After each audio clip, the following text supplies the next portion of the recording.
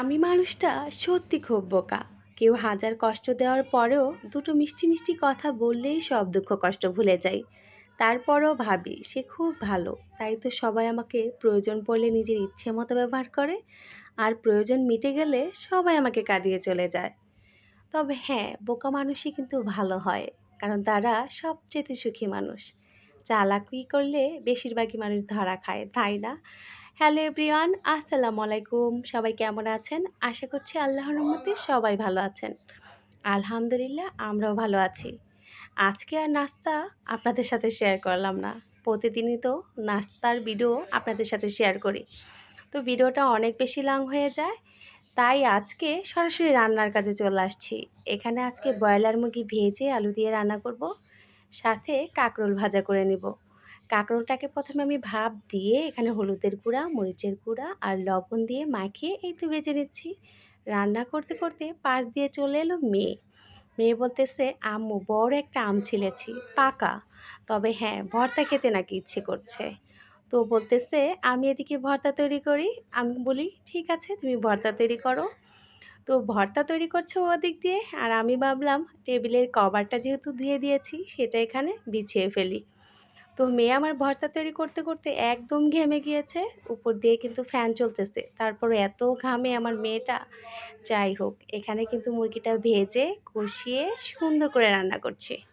আজকের মুরগি মাংসের তরকারিটা কিন্তু ভীষণ মজার হয়েছিল। সব শেষে এখানে জিরা গুঁড়া দিয়ে দিচ্ছি। আর জিরে গুঁড়ো না দিলে আমার মনে হয় রান্নাটা সম্পূর্ণই হলো না। সেই স্বাদ হয়েছিল কিন্তু।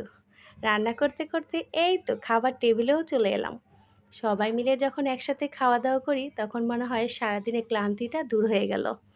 অনেক বেশি ভালো লাগে, তাই না? খাবার দাবার শেষ করে বিকেলবেলা ঝিরিঝিরি বৃষ্টি, আহ কি যে আনন্দ আর কি যে ভালো লাগতেছিল। রিকশায় চড়ে সাহেবের সাথে যাচ্ছিলাম একটু বাজারে, কিছু কাজ রয়েছে। সেখান থেকে কাজ সেরে এই তো কিছু কিছু ফল নিয়ে নিচ্ছি। আর ফলগুলো এত পরিমাণ দাম, আসলে আমি তো সবসময় কেনাকাটা করি না, আমার সাহেবই কেনাকাটা করে। তো এখান থেকে কিছু লিচু নিয়ে নিচ্ছি, আর এখান থেকে কিছু মালটা নিয়ে নিলাম। এত পরিমাণ দাম, আর লিচুর দিন যেহেতু এসেছে, লিচুতে খেতেই হবে, তাই না? লিচু যে পর্যন্ত থাকবে সে পর্যন্ত আমার ঘরে আসতেই থাকবে। আর এখান থেকে কিছু লাল লাল আঙ্গুর নিয়ে নিলাম, সাথে নিলাম আরও কিছু আম এখান থেকে, আর কিছু জাম। নিতে নিতে আসেন আমাদের বাজারটা একটু ঘুরিয়ে দেখাই। এটা হচ্ছে আমাদের ক্যান্টনমেন্ট কচুক্ষেত বাজার। এই তো পুরো বাজারটা আমি একটু ঘুরিয়ে দেখাচ্ছি, অবশ্যই পুরোটা না, এখানে আমরা মাঝখানে রয়েছি সেইটুকুই দেখালাম।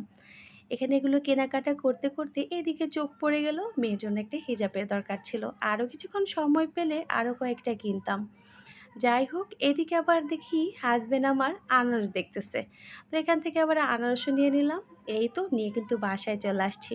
মেয়ে আমার হিজাব পরে পরে দেখতেছিল কেমন লাগতেছে। মাশাল্লাহ, অনেক বেশি সুন্দর লাগতেছে।